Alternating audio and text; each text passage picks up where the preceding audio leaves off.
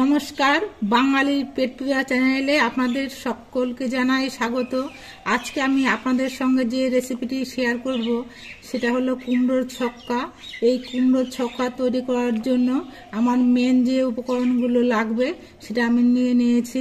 আমি 500 গ্রামের মতো মিষ্টি কুমড়ো নিয়েছি, 250 গ্রামের মতো আলু নিয়েছি, একটা টমেটো নিয়েছি, আর কিছু ছোলা আমি রাত্রিবেলা ভিজিয়ে রেখেছিলাম সেই ছোলা নিয়েছি।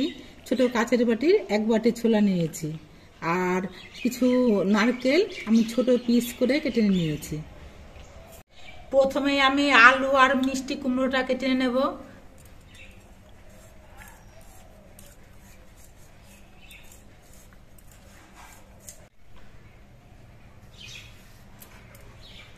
আলুর খোসাটা ছাড়িয়ে নিয়ে আমি ডুমো ডুমো করে কেটে নিচ্ছি।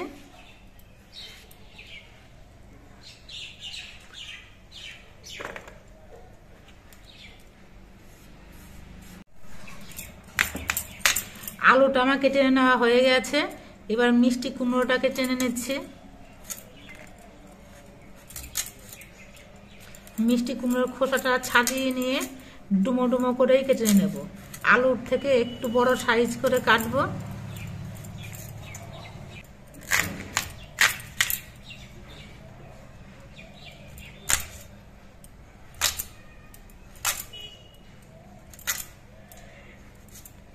মিষ্টি কুমড়োগুলো দেখুন এরকম সাইজ করে আমি কেটে নিচ্ছি। মিষ্টি কুমড়ো আর আলু আমার দুটোই কেটে নেওয়া হয়ে গেছে, এবার ধুয়ে পরিষ্কার করে নিতে হবে।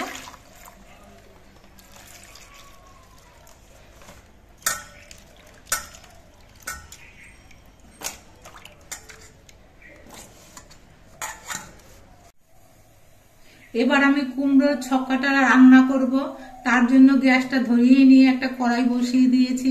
কড়াইটা বেশ ভালো মতো গরম করে নিয়েছি। এবার কড়াইতে দিয়ে দিচ্ছি সর্ষের তেল। সর্ষের তেলটা গরম হয়ে যাওয়ার পর প্রথমে আমি আলুগুলো ভেজে নিচ্ছি।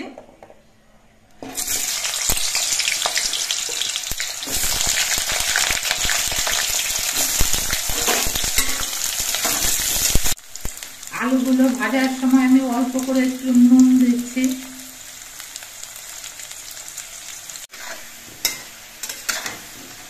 আলুগুলো একটু লালচে রং ধরিয়ে আমি ভেজে নিয়েছি।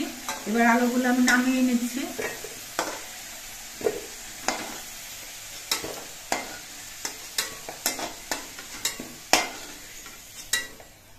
এবার মিষ্টি কুমড়োগুলো আমি ভেজে নেব।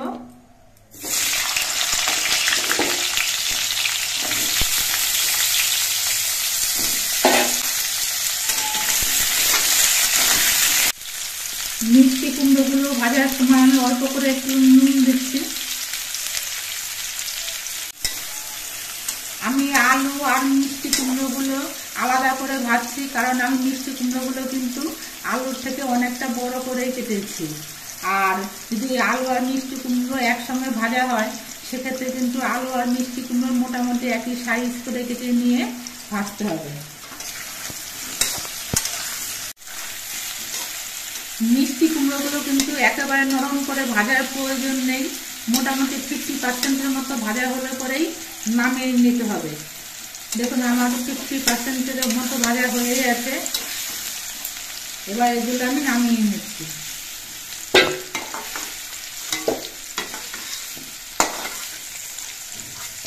এবার আমি যে নারকেল কুচি কুচি করে কেটে নিয়েছি সেই নারকেল কুচিগুলো ভেজে নিচ্ছি। আমি নারকেলটা কুচি কুচি করে কেটে দিয়েছি। আপনাদের যদি কোনো অসুবিধা থাকে সেক্ষেত্রে কিন্তু নারকেলটা কুড়িয়েও দিতে পারেন, কারণ বাইরে দিতে অনেক সময় বয়স্ক মানুষ থাকলে তাদের এই কোচানো নারকেল খেতে অসুবিধা হয়, সেক্ষেত্রে আপনারা নারকেলটা কুড়িয়ে দেবেন। নারকেল কুচিগুলো একটু লালচে রং করে ভেজে নিয়েছি, এবার নামিয়ে নিচ্ছি। এবার আমি জলে ভিজিয়ে নেওয়া ছোলাগুলো ভেজে নিচ্ছি।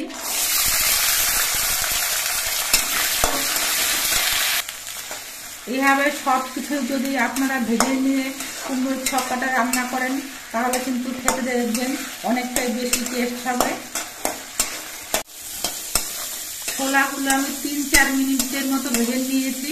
এবার নামিয়ে নিচ্ছি। কড়াইতে প্রথমে আমি যে তেল দিয়েছিলাম সবকিছু ভাজতেই কিন্তু তেলটা অনেকটাই লেগে গেছে, এই জন্য আরেকটুখানি সর্ষের তেল দিচ্ছি। এবার এই তেলের মধ্যে দিচ্ছি দুটো তেজপাতা, দুটো শুকনো লঙ্কা আর অল্প করে একটু গোটা জিরে। ফোড়নের সবকিছু ভাজা হয়ে যাওয়ার পর এর মধ্যে আমি টমেটো কুচি দিয়ে দিচ্ছি। টমেটোটা দিয়ে আমি মিনিট 2 মতো ভেজে নিয়েছি। এবার এর মধ্যে আমি 1 চামচ আদা বাটা দিচ্ছি। আদাটা দিয়েও ভেজে নিতে হবে একটুখানি। এই সময় কিন্তু গ্যাসের ফ্লেমটা কমিয়ে রাখতে হবে। আদাটা ভাজা হয়ে গেছে। এবার এর মধ্যে আমি 1 চামচ কাঁচা লঙ্কা বাটা দিচ্ছি।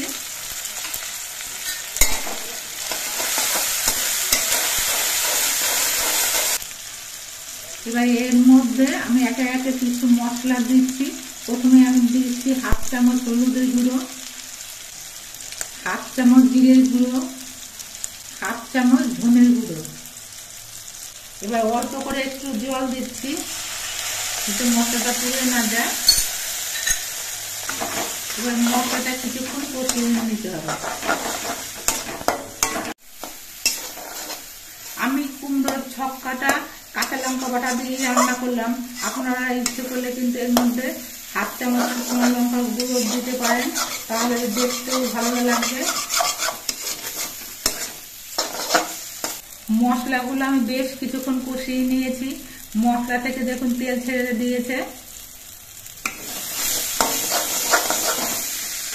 এবার এর মধ্যে একে একে আমি সবকিছু দিয়ে দিচ্ছি। প্রথমে আলু দিচ্ছি,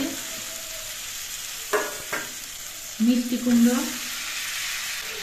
নারকেল আর ছোলা।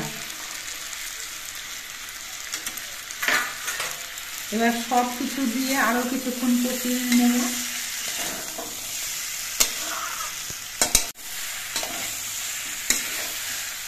আমি সবকিছু দিয়ে 3-4 মিনিটের মতো কষিয়ে নিয়েছি। এবার এর মধ্যে আমি ঝোল দেব। আমি ঝোল দেওয়ার জন্য পাশের গ্যাসের ওভেনে আমি কিছুটা জল গরম করে নিয়েছি। এই গরম জলটা দিয়ে ঝোল দেব, তাহলে কিন্তু ছক্কাটা খেতে বেশি ভালো হবে।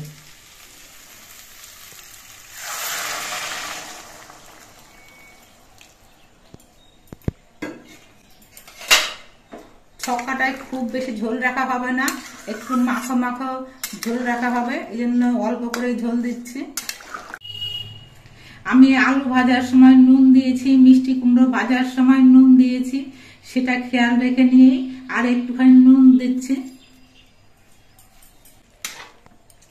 নুন দিয়ে নেড়েচেড়ে মিশিয়ে নিয়ে গ্যাসের ফ্লেমটা মাঝারিভাবে রেখে নিয়ে আমি কিছুক্ষণের জন্য ঢেকে দিচ্ছি। 5 মিনিট পর আমি ঢাকনাটা খুলে নিচ্ছি আর আরেকবার নেড়ে চেড়ে দিচ্ছি। এবার এর মধ্যে অল্প একটু চিনি দিচ্ছি। চিনি দিয়ে নেড়ে চেড়ে মিশিয়ে নেব।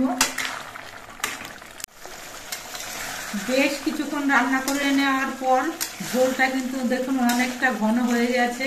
এবার দেখে নিচ্ছি ছোলাগুলো সেদ্ধ হয়েছে কিনা। আলু, মিষ্টি কুমড়ো এগুলো সবই সেদ্ধ হয়ে গেছে, ছোলাটাও সেদ্ধ হয়ে গেছে। কুমড়োর ছক্কাটা প্রায় তৈরি হয়ে গেছে। এবার এর মধ্যে দিচ্ছি অল্প করে একটু গুঁড়ো গরম মশলা আর অল্প করে একটু ঘি। এই ঘি আর গরম মশলা দিয়ে নেড়ে চেড়ে মিশিয়ে নিতে হবে।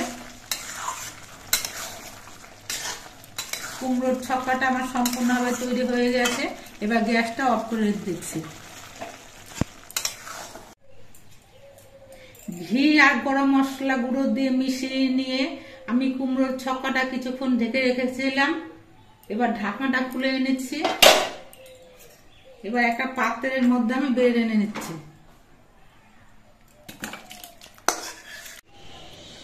আপনারা দেখতে পেলেন আমি কিভাবে কুমড়োর ছক্কাটা রান্না করলাম।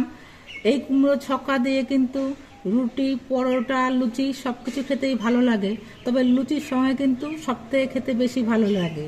তো আপনারাও এরকম কুমড়োর ছক্কা তৈরি করে লুচি, পরোটা, রুটি এগুলোর সঙ্গে খেয়ে দেখবেন, আশা করছি ভালো লাগবে। আর আমাদের ভিডিওটা আপনাদের কেমন লাগলো, যদি ভালো লাগে ভিডিওটিতে একটি লাইক দেবেন, নতুন বন্ধু হলে চ্যানেলটিকে সাবস্ক্রাইব করে দেবেন। সকলে সুস্থ থাকবেন, ভালো থাকবেন, দেখা হবে পরবর্তী আরেকটি ভিডিওতে।